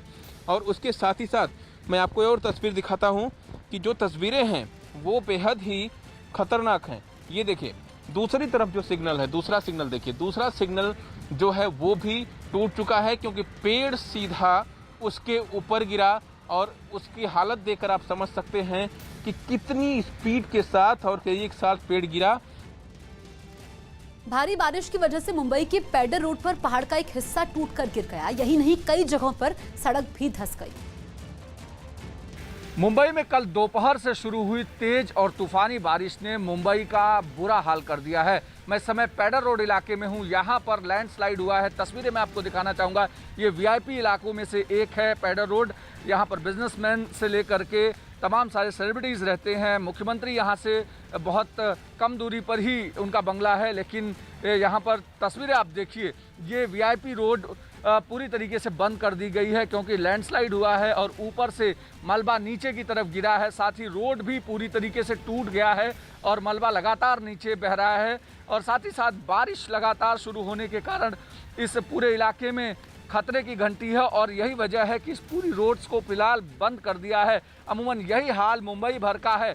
कई जगहों पर पेड़ टूट गए हैं और अलग अलग जगहों पर लैंडस्लाइड होने की वजह से काफ़ी दिक्कतें शुरू हो गई हैं। फिलहाल यहाँ पर धीरे धीरे रेस्क्यू ऑपरेशन चला करके इस पूरे इलाके को खाली कराया जा रहा है। लेकिन जिस तरीके की चीज़ें आप देख रहे हैं उससे आप अंदाज़ा लगा सकते हैं कि कल दोपहर बाद से शुरू हुई तेज और तूफानी बारिश ने मुंबई का किस तरीके से बुरा हाल कर दिया है। अमूमन यही हाल मुंबई के हर इलाके का है और अभी भी लगातार बारिश मुंबई के कुछ हिस्सों में चल रही है। मुंबई के मरीन ड्राइव के पास भी भारी बारिश और आंधी की वजह से कई पेड़ गिर गए। पेड़ गिरने की वजह से वहां से आने जाने वाले लोगों को परेशानी का सामना करना पड़ रहा है। मुंबई में बारिश की वजह से काफ़ी तेज़ हवा भी थी। इस वजह से मुंबई में कई जगह पर अलग अलग जगह पर पेड़ गिरे हुए हैं। आप देख रहे हैं मरीन ड्राइव के नज़दीक का ये रास्ता है। गिरगांव के ओर से मरीन ड्राइव जाने वाला ये रास्ता पूरी तरीके से यहाँ पे पेड़ गिरे हुए हैं। अलग अलग जगह पे मुंबई की जगह पे पेड़ गिरे हुए हैं। एक कितना बड़ा पेड़ है आप देख रहे हैं। यहाँ कई गाड़ियों पर ये पेड़ गिरा है। यहाँ के कल शाम को ये हादसा हुआ है, लेकिन अभी तक बीएमसी ने निकाला नहीं है। बीएमसी की ओर से प्रयास जारी है। अलग अलग जगह पे पेड़ जो गिरे हैं, जहाँ पे वाटर लॉकिंग हुआ है वो काम चल रहा है, लेकिन कई जगह पे आज भी पेड़ दिखाई दे रहे हैं। यहाँ पे कुछ यहाँ के स्थानिक लोग हैं, हम उनसे बातचीत करते हैं। ये पेड़ कितने बजे गिरा है? और 4:30 से 5 के बीच में गिरा हुआ है। ये पेड़ 4:30 से 5 के बीच में गिरा। ऐसी आपदा 50 साल के अंदर तो मुझे नहीं लगता कभी आई होगी ऐसी। यहाँ पे मरीन ड्राइव के इलाके में बारिश कितनी भी हो लेकिन पानी नहीं होता था, मगर ये पहली बार ऐसा हुआ कि इतनी पानी यहाँ पे आई और काफी लोगों को काफी नुकसान भी हुआ है। मुंबई में भारी बारिश के साथ आए तूफान ने लोगों की मुसीबतें बढ़ा दी। कई इलाकों में तेज रफ्तार हवाओं की वजह से पेड़ तक उखड़ गए। मौसम विभाग ने अगले 72 घंटे मुंबई के लिए सबसे ज्यादा मुश्किल बताए और ये चेतावनी मुंबई को डरा रही है, क्योंकि मुंबई में पहले से बादलों का सितम जारी है। ऊपर से वहां आए तूफान ने तो लोगों को और भी डरा दिया। तस्वीरों से अंदाजा लगा सकते हैं कि कैसी कंडीशन और साथ ही साथ बारिश और तेज तूफान की वजह से कई जगहों पर पेड़ गिर चुके हैं। 80 किलोमीटर प्रति घंटा की रफ्तार से चली हवाओं की वजह से कई पेड़ों को भी नुकसान पहुंचा। मुंबई के कई इलाकों में तेज हवाओं के साथ बारिश हो रही है, इसीलिए पेड़ ऐसे कई जगह पे गिरे हुए हैं। तेज रफ्तार हवाओं के साथ भीषण बारिश ने भी मुंबई की मुश्किलें बढ़ा दी। मुंबई के प्रसिद्ध बबूलनाथ मंदिर के बाहर काफी पानी भर गया। गिरगांव चौपाटी इलाके में भी पानी भरने से गाड़ियां सड़कों पर रेंगती दिखी। दादर के हिंद माता इलाके में भी तेज रफ्तार हवाओं के साथ हुई भारी बारिश के बाद सड़कों ने स्विमिंग पूल की शक्ल ले ली। भारी बारिश और तूफान की वजह से लोकल ट्रेनों की रफ्तार भी कुछ देर के लिए थम गई। और मुंबई के भायखला और मस्जिद रेलवे स्टेशन के बीच पटरियों पर 3 फीट तक पानी जमा होने से 2 लोकल ट्रेनें वहां फंस गईं। इनमें एक ट्रेन का वीडियो भी सामने आया, जिसमें रेलवे पुलिस के जवान यात्रियों को ट्रेन से उतारते नजर आए। बचाव अभियान में दिक्कतें सामने आने पर वहां एनडीआरएफ की एक टीम को भी भेजा गया, जिसके बाद सभी यात्रियों को वहां से सुरक्षित बाहर निकाल लिया गया। वहीं नवी मुंबई में भी बारिश के साथ आए तूफान ने लोगों को डरा दिया। तेज हवाओं की वजह से वहां एक स्टेडियम को काफी नुकसान पहुंचा, क्योंकि तेज हवाएं स्टेडियम में बने एक शेड को ही अपने साथ उड़ाकर ले गईं। हवा इतनी तेज थी कि यह शेड एक ऊंची इमारत के ऊपर से उड़ता हुआ काफी दूर जा गिरा।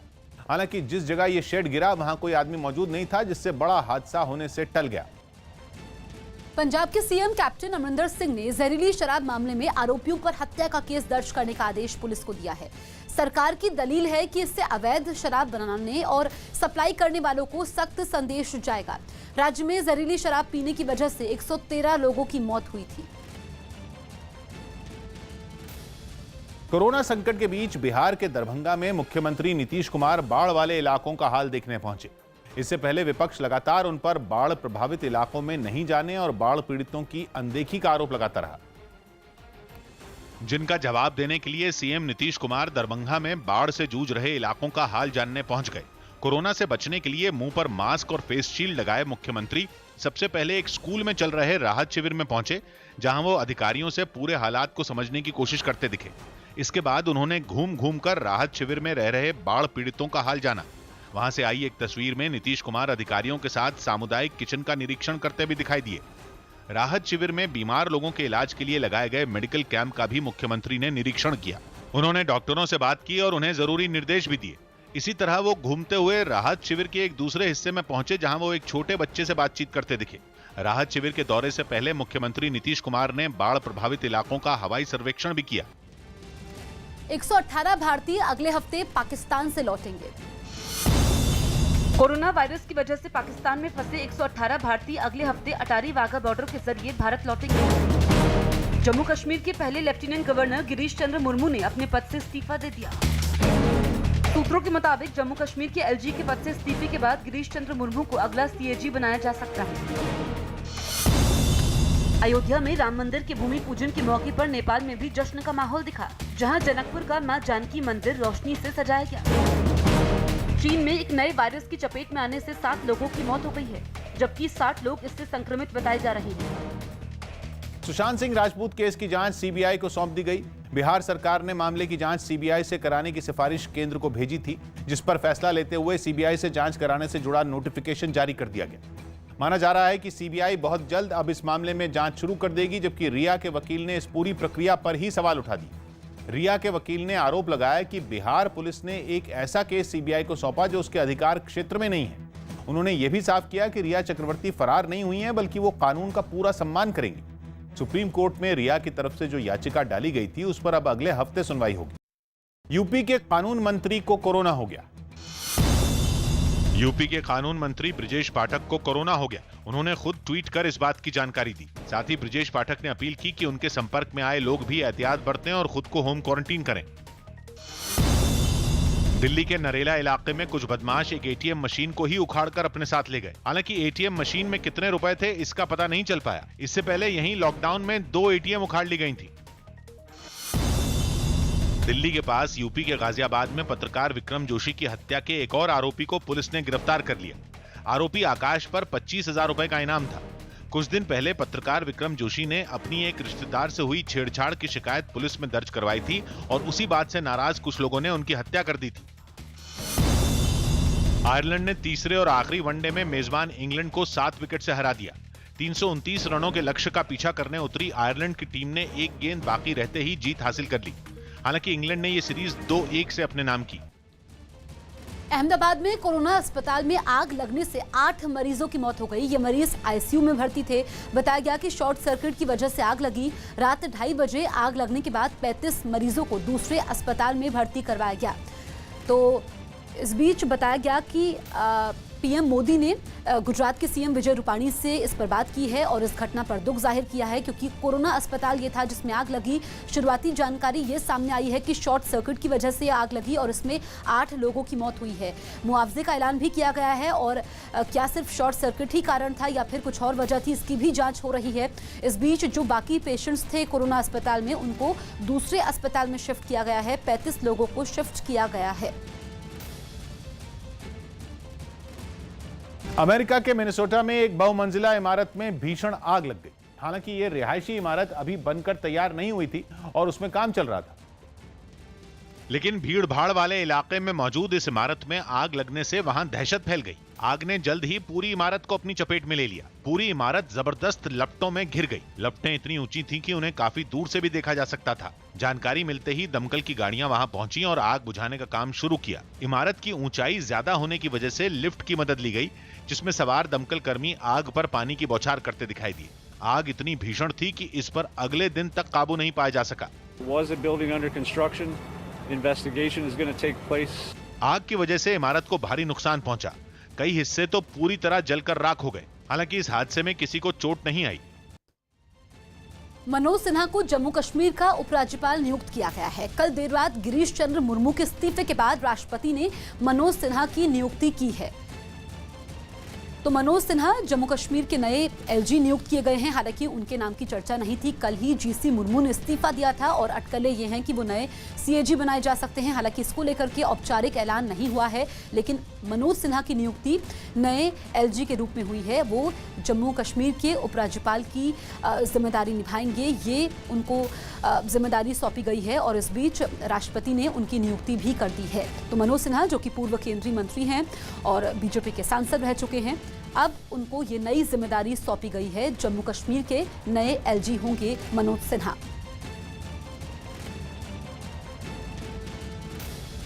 पश्चिम बंगाल के खड़गपुर में राम मंदिर के भूमि पूजन के मौके पर वहां के एक हनुमान मंदिर में जुटे लोगों पर पुलिस ने लाठीचार्ज कर दिया। पुलिस की दलील है कि यह कार्रवाई लॉकडाउन के नियमों का उल्लंघन करने पर की गई, जिसके बाद लोग आग बबूला हो गए।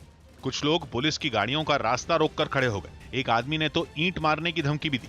इस पर हंगामा इतना बढ़ गया कि पुलिस को लाठीचार्ज करना पड़ा, जिससे वहां भगदड़ मच गई। वहां से सामने आई एक तस्वीर में पुलिस वाले लोगों पर लाठियां बरसाते दिखे। पुलिस से बचने के लिए मकानों में जाकर छिपे लोगों पर भी कार्रवाई की गई। कहा जा रहा है कि यह हंगामा वहां के एक हनुमान मंदिर में की जा रही पूजा को रोकने पर हुआ। विवाद ने तूल तब पकड़ लिया जब एक पुलिस वाले ने पूजा करा रहे एक लड़के को थप्पड़ जड़ दिया। इस हंगामे के बाद पुलिस ने कई लोगों को गिरफ्तार कर लिया, जिससे वहां तनाव काफी बढ़ गया। राम मंदिर के भूमि पूजन के बाद अयोध्या में दिवाली जैसा दृश्य नजर आया। खास तौर पर राम की पैड़ी को हजारों दियों से सजाया गया, जिसको देखने के लिए बड़ी संख्या में लोग सरयू के किनारे पहुंचे। रात के वक्त राम की पैड़ी पर लोगों की ऐसी भीड़ आम दिनों में नहीं दिखती। सरयू नदी के किनारे बने तमाम मंदिरों को भी रंग बिरंगी रोशनी से सजाया गया। बच्चों को दीपावली दिखाने लाया है कि आज चलो यहाँ भूमि पूजन हुआ है, दीपक जलेगा। हरे राम की नगरी जो है आज मतलब कुछ अलग ही लग रहा है, दिवाली जैसा माहौल लग रहा है। बहुत अच्छा लग रहा है, मतलब एक और दिवाली मनाने का मौका मिल गया है। अयोध्या की ही तरह देश के कई हिस्सों में दिए जलाकर दीपोत्सव मनाया गया। तो पीएम नरेंद्र मोदी की मां हीराबा का एक वीडियो सामने आया। इस वीडियो में हीराबा एक कुर्सी पर बैठी दिखी और उनके सामने एक रंगोली बनी दिखाई दी। रंगोली के बीच में राम लिखा दिखा और रंगोली को दियों के साथ सजाया गया। घर में भगवान राम के भजन भी बजते हुए वीडियो में सुनाई दिए, जिनकी धुन पर पीएम की मां तालियां बजाती दिखाई दी। लेबनान की राजधानी बेरूत में हुए एक जबरदस्त धमाके में 100 से ज्यादा लोगों की मौत हो गई, जबकि 4000 से ज्यादा लोग घायल हो गए। ये धमाका बंदरगाह के पास मौजूद विस्फोटकों के गोदाम में हुआ, जिसके कई डरा देने वाले वीडियो भी सामने आए। एक वीडियो में उस गोदाम में धमाका होता नजर आया। पलक झपकते ही वो गोदाम और आसपास का पूरा इलाका आग के गोले में समा गया। इससे पहले उस गोदाम से धुआं निकलता दिखाई दिया। लोग इसका वीडियो बना ही रहे थे कि तभी वहां जबरदस्त धमाका हो गया। ऐसा लगा जैसे वहां कई ताकतवर बम एक साथ फट गए हों। धमाके के बाद पूरे शहर में अफरा तफरी मच गई। धूल और धुएं का गुबार कुछ शांत हुआ तो वहां धमाके के बाद मची तबाही का मंजर सामने आया। विस्फोटकों के गोदाम का तो नामो निशान मिट गया। आसपास के कई 100 मीटर दूर तक भी कुछ नहीं बचा। सब कुछ मलबे में बदल गया। क्योंकि हादसे के वक्त गोदाम में करीब 3000 टन विस्फोटक मौजूद था, जो धमाके के साथ फट गया। पूरे बेरूत को दहला देने वाले इस धमाके के बाद हर तरफ तबाही नजर आने लगी। अस्पतालों में घायलों की भीड़ उमड़ पड़ी। कुछ तस्वीरों में तो लोग जमीन पर तड़पते नजर आए। कई घायल खुद ही अस्पताल की तरफ भागते दिखाई दिए। सब कुछ इतना तेजी से हुआ कि किसी को कुछ समझ ही नहीं आया। धमाका इतना जबरदस्त था कि कई किलोमीटर दूर मौजूद इमारतों की खिड़कियां और दरवाजे तक टूट गए। सड़क पर खड़ी गाड़ियां भी बर्बाद हो गईं। धमाके के बाद वहां से आग की ऊंची लपटें उठती दिखाई दी। हालात ऐसे थे कि दमकल की गाड़ियां गोदाम के आसपास तक नहीं पहुंच पाईं, जिसके बाद आग बुझाने के लिए हेलीकॉप्टरों की मदद ली गई। कई हेलीकॉप्टर लपटों पर पानी की बौछार करते दिखाई दिए। हालांकि कई चक्कर लगाने के बाद भी आग पूरी तरह बुझाई नहीं जा सकी। सुरक्षा परिषद में कश्मीर पर पाकिस्तान का एक बार फिर पोल खुली है और उसे मुंह की खानी पड़ी है। भारत ने एक बार फिर कश्मीर के मुद्दे पर पाकिस्तान को जवाब दिया है। भारत के मुताबिक लगभग सभी देश इसे द्विपक्षीय मामला मानते हैं और ये मुद्दा सुरक्षा परिषद में चर्चा के लायक नहीं है। इसके साथ ही अंतर्राष्ट्रीय मंच पर पाकिस्तान की नापाक कोशिश एक बार फिर से नाकाम हो गई है। मुंबई में मस्जिद बंदर रेलवे स्टेशन के पास पानी में फंसे लोगों को एनडीआरएफ की मदद से निकाला गया। पटरियों पर कमर तक पानी भरने की वजह से वहां एक लोकल ट्रेन फंस गई, जिसके बाद लोगों को निकालने के लिए एनडीआरएफ की मदद लेनी पड़ी। इस बचाव अभियान का वीडियो भी सामने आया, जिसमें एनडीआरएफ के जवान नाव की मदद से लोगों को निकालते दिखाई दिए। नाव की मदद से ही ट्रेन में फंसे यात्रियों को वहां से निकाला गया। लगातार भारी बारिश की वजह से वहां कमर तक पानी भर गया था, जिसकी वजह से ट्रेन को रोकना पड़ा और उसमें सवार लोग वहीं फंस गए। कुछ ऐसे ही हालात दूसरे इलाकों में भी दिखाई दिए। कुर्ला में भी भारी बारिश की वजह से सड़कें तालाब जैसी दिखने लगी। कमर तक पानी भरने की वजह से लोगों के लिए चलना फिरना भी मुश्किल हो गया। पानी लोगों के मकानों और दूसरी इमारतों के अंदर घुस गया। हालात को देखते हुए वहां पानी निकालने के लिए पंप भी लगाए गए। मुंबई में तेज हवा के साथ कल हुई बारिश ने किस तरह का कहर ढाया, उसकी एक तस्वीर मरीन ड्राइव के इस्लाम जिमखाना में दिखाई पड़ी, जहां के मैदान नदी में तब्दील दिखाई दिए। वहां अभी भी कमर तक पानी भरा हुआ है। मैं इस वक्त मरीन ड्राइव इलाके में मौजूद हूं और यहां पर अभी भी पानी भरा हुआ है। मैं आपको तस्वीर दिखा देता हूं। मेरे पीछे ये जो तस्वीर आप देख रहे हैं ये है इस्लाम जिमखाना का ग्राउंड, लेकिन इस वक्त ग्राउंड कम और नदी ज्यादा नजर आ रहा है। आप देखिए जिस तरह से कल मरीन ड्राइव इलाके में जबरदस्त पानी भरा था, उसके बाद ये पानी यहाँ तक पहुंचा था और आप देख सकते हैं कि सामने इस्लाम जिमखाना है, पानी वहां तक भर गया है। आप देखिए तमाम जो बैरिकेटिंग्स थी या फिर पेड़ थे वो गिरे हुए हैं यहाँ पर, और इस तरह से ये देख के लग ही नहीं रहा है कि ये कोई ग्राउंड है जहाँ पर फंक्शन वगैरह होते हैं, लेकिन यहाँ पर फिलहाल नदी की शक्ल नजर आ रही है। आप देख सकते हैं तस्वीरों में कि जिस तरह से पानी भरा हुआ है ये बहुत जल्दी निकलने से रहा, क्योंकि जिस तरह की तस्वीर आप देख रहे हैं बारिश जो है रिमझिम अभी भी जारी है, लेकिन फिलहाल आप तस्वीर से अंदाजा लगा सकते हैं कि किस तरह का तबाही का मंजर कल भारी बारिश और तेज हवाओं ने मचाया था। दूसरी तरफ जो तस्वीर आप देखते हैं, ये जो रास्ता आप देख रहे हैं ये रास्ता मरीन ड्राइव स्टेशन की तरफ जाता है। वेस्टर्न लाइन का जो मरीन ड्राइव लोकल स्टेशन है उस तरफ ये जाता है रास्ता, लेकिन ये भी पूरा पानी से भरा हुआ है। दूसरी तरफ जो पारसी जिमखाना है, मेरे लेफ्ट साइड में पारसी जिमखाना है, ये भी पूरा तालाब में तब्दील हो चुका है। ये तस्वीर देखिए जी, बिल्कुल इस्लाम जिमखाना के ग्राउंड जैसी तस्वीर पारसी जिमखाना के ग्राउंड की आप देख सकते हैं कि यहाँ पर ऐसा लग ही नहीं रहा है कि कोई ग्राउंड है। राजनीतिक दलों को मिलने वाले चंदे और खर्चों की निगरानी करने वाली संस्था एडीआर ने 2015 के बिहार विधानसभा चुनाव में सियासी दलों के खर्चे का ब्यौरा जारी किया, जिसमें यह दावा किया गया कि 2015 के बिहार विधानसभा चुनाव में राजनीतिक दलों ने चुनाव प्रचार पर 75 करोड़ रुपए खर्च किए थे, जबकि नेताओं की यात्रा पर 59 करोड़ रुपए खर्च किए गए थे। तो वहीं करीब 47 करोड़ रुपए अलग अलग राजनीतिक दलों ने अपने उम्मीदवारों को दिए थे। एडीआर के मुताबिक 15 राजनीतिक दलों को 151 करोड़ रुपए का चंदा मिला था, जिसमें 150 करोड़ रुपए इन पार्टियों ने खर्च किए थे। बीएसपी विधायक मामले में राजस्थान हाईकोर्ट ने विधानसभा स्पीकर को नोटिस जारी किया। राजस्थान हाईकोर्ट में बीएसपी विधायकों के कांग्रेस में शामिल होने से जुड़ी याचिका पर सुनवाई हुई।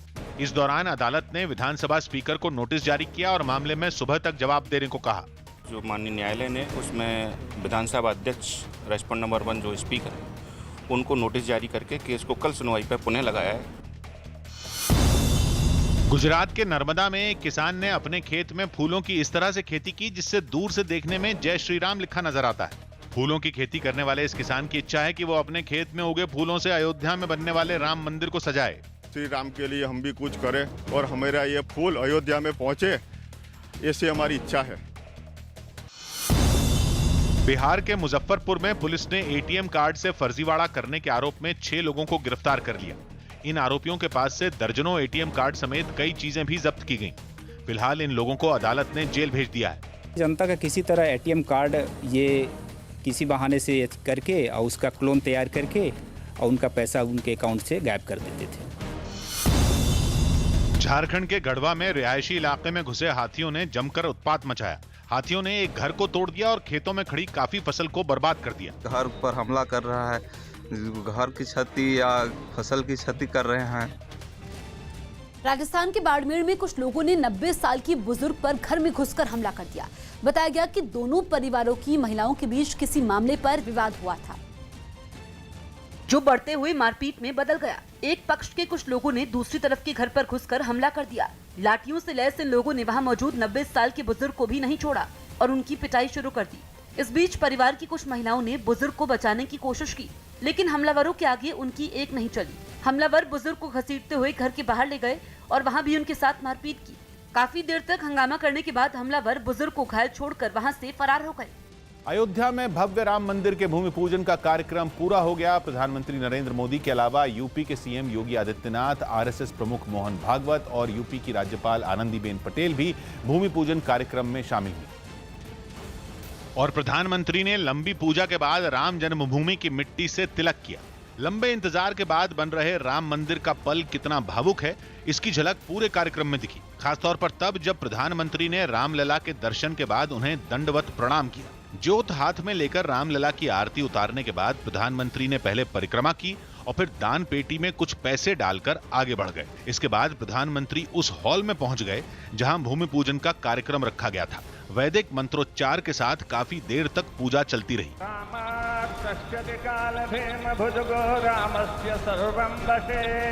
मंदिर की नींव में प्रधानमंत्री ने 5 ईंटें रखी। पूरे कार्यक्रम के दौरान बेहद कम मेहमानों को बुलाया गया और लोगों के बीच जरूरी दूरी का भी खास ख्याल रखा गया। बरसों से टाट और टेंट के नीचे रहे हमारे रामलला के लिए अब एक भव्य मंदिर का निर्माण होगा। प्रधानमंत्री ने अपने भाषण में उन सभी नेताओं और कार्यकर्ताओं को याद किया जिन्होंने राम मंदिर के लिए चले आंदोलन में योगदान दिया था। भव्य राम मंदिर के भूमि पूजन के बाद अयोध्या में और खासतौर पर राम मंदिर में दिवाली जैसा माहौल है। बड़ी संख्या में लोग अब रामलला के दर्शन के लिए पहुंच रहे हैं। पहली बार रामलला की मूर्ति के इतने करीब कैमरे पहुंच रहे हैं। भव्य मंदिर के भूमि पूजन के बाद रामलला को हरे रंग की रत्नों से जड़ी हुई पोशाक पहनाई गई। रामलला की मूर्ति के ठीक नीचे भगवान हनुमान, सीता और लक्ष्मण की मूर्ति भी है। ये वही मूर्तियां हैं जिनकी पूजा दशकों से की जा रही है। इतनी खुशी है हमें कि जो मैं व्यक्त नहीं कर सकता। अपार खुशी है। राम मंदिर के भूमि पूजन का असर न्यूयॉर्क में भी दिखाई दिया और न्यूयॉर्क के मशहूर टाइम्स स्क्वायर में एक बड़े डिजिटल बोर्ड पर भगवान राम की तस्वीर दिखने लगी। इस इलेक्ट्रॉनिक बोर्ड पर भगवान राम की तस्वीर के अलावा राम मंदिर के मॉडल की तस्वीर भी लगाई गई। इसके अलावा एक किनारे पर तिरंगा झंडा भी लगाया गया। इस वीडियो में कुछ लोग जय श्री राम के नारे लगाते सुनाई दिए। न्यूयॉर्क के टाइम्स स्क्वायर पर राम मंदिर की तस्वीर वाला वीडियो इंटरनेट पर वायरल होने में देर नहीं लगी।